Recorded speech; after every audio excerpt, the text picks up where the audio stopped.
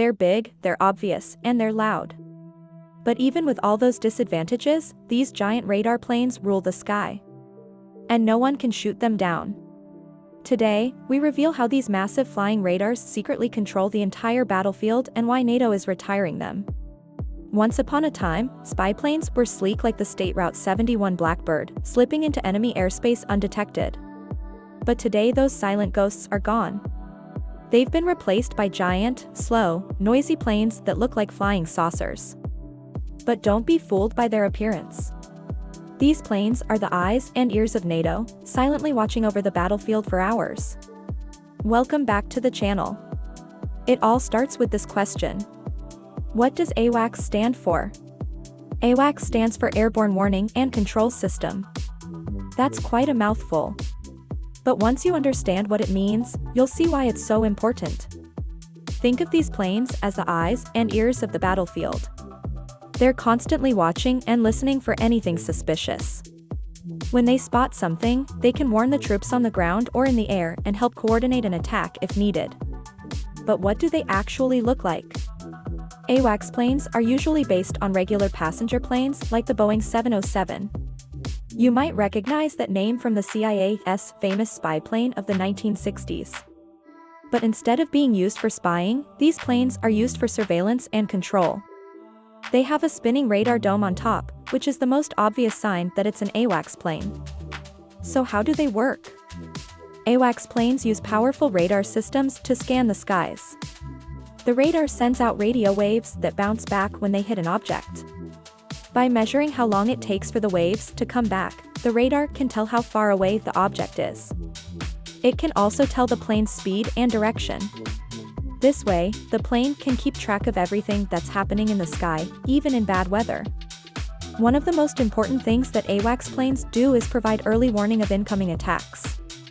When they detect something coming, they can warn the troops so they can take cover. This is especially important for ground troops who need to be ready for anything.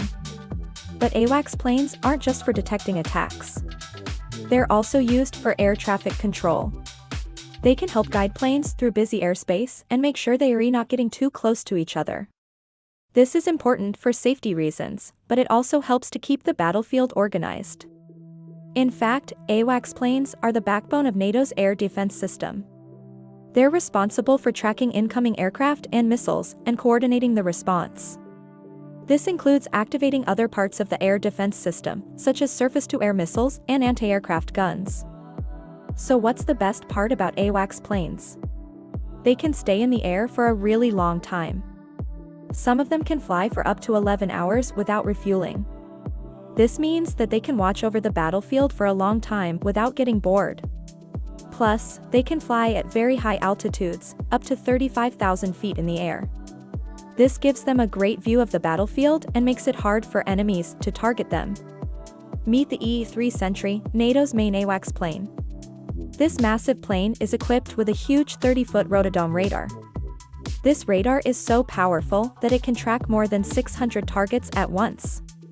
And it can see those targets from more than 250 miles away. That's like being able to see the entire battlefield from a hot air balloon.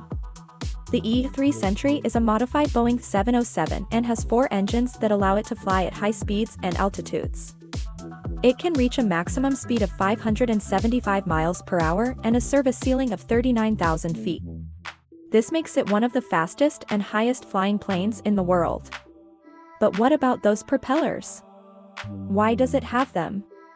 Well, believe it or not, the E-2 Sentry was originally designed with jet engines. However, due to concerns about noise and vibration, General Dynamics, the company that built the plane, decided to switch to propellers. The result was a unique plane that had the range and speed of a jet plane but the reliability and efficiency of a propeller plane. But what happens if something gets into those propellers? Well, that's where the interceptor comes in. The interceptor is a backup system that automatically shuts off the propellers in case of an emergency, such as bird or insect strike. This allows the plane to glide to a safe location where the pilot can then restart the propellers and continue the mission. But what about the inside of the plane? How do all those systems fit in such a small space? Well, thanks to modern technology, they don't need much room at all.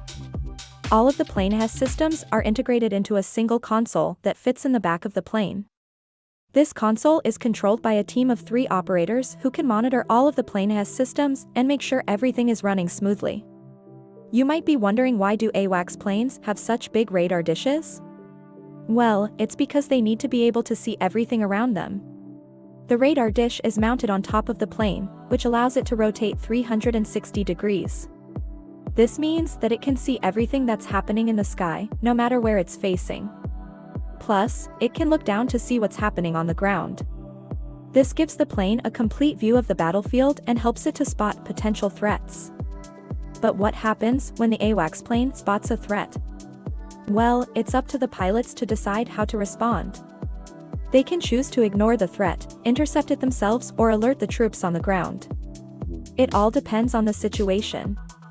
AWACS planes might seem like a thing of the past, but they're actually more important than ever. That's because they're able to stay in the air for a long time, and they have a wide range of capabilities. They're not just for detecting incoming attacks anymore. They're also used for air traffic control and coordinating the entire battlefield. Plus, they're constantly being upgraded with new technology. So don't count these planes out just yet. They might be old school, but they're still one of NATO's most valuable assets. You might think that because AWACS planes are so big and obvious, they'd be easy to shoot down. But trust me, that's not the case.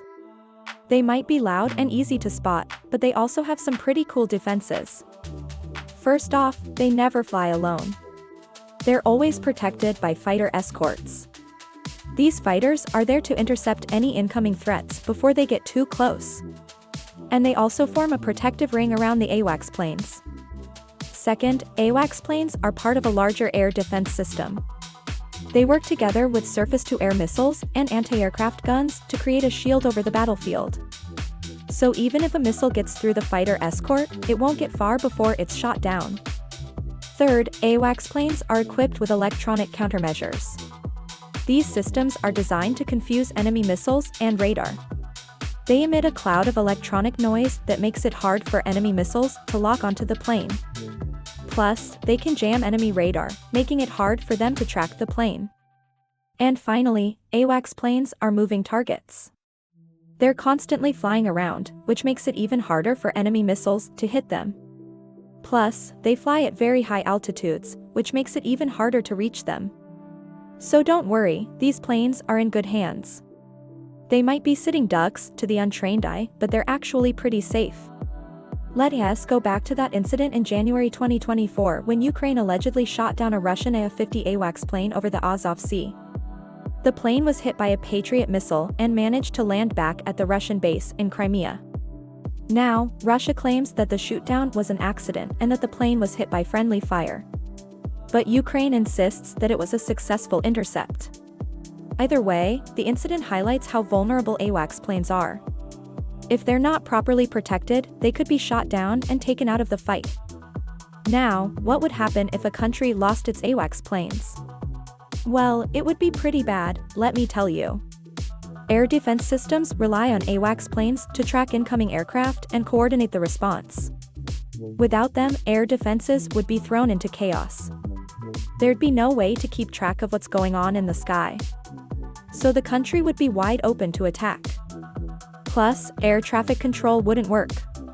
Planes would be flying around blind, not knowing where they're going or where other planes are. It would be total chaos. And don't forget about the ground troops. They rely on AWACS planes for support and coordination. Without them, they'd be left in the dark, trying to fight an enemy that they can't see. So, yeah, losing AWACS planes would be pretty bad. But luckily, NATO is taking steps to make sure that doesn't happen. They're constantly upgrading their AWACS systems and working hard to protect them from attack. So rest assured, these planes will continue to rule the sky for years to come. If you enjoyed this episode, please smash that like button and subscribe for more updates on all things aviation. And hey, if you're still watching, leave a comment below and tell us what you think. We love hearing from our viewers, and your feedback helps us make better videos. Thanks for watching. See you next time.